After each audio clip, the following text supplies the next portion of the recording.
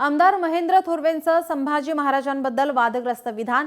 कर्जतमध्ये थोरवेंविरोधात आता राष्ट्रवादी आक्रमक झाली आहे। आमदार महेंद्र थोरवे यांनी संभाजी महाराजांबद्दल वादग्रस्त विधान केले आणि त्या प्रकरणी आता राष्ट्रवादी आक्रमक झालेले आहेत। राष्ट्रवादीकडून महेंद्र थोरवेंच्या निलंबनाची मागणी केली जाते।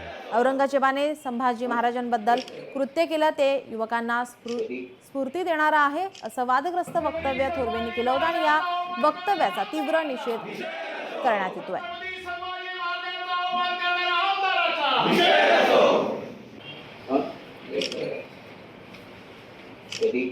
छत्रपती संभाजीराजांच्या बाबतीत औरंगजेबाने जे कृत्य केलं ते तरुणांना स्फूर्ती देणारं कृत्य आहे असं चुकीचा छत्रपती संभाजी महाराजांच्या बाबतीत त्यांनी जे वक्तव्य केले त्यासाठी आम्ही आता पोलीस स्टेशनला जाऊन त्यांच्यावर गुन्हा दाखल होण्यासाठी आम्ही मागणी करणार आहोत।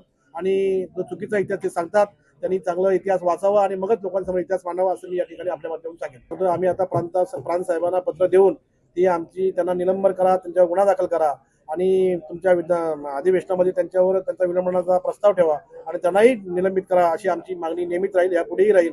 आणि त्यांना निलंबन करण्यासाठी जो प्रयत्न आम्हाला करावा लागेल तो आम्ही करणार आहोत। लोकशाही मराठी ऐका, पहा, जागरूक रहा।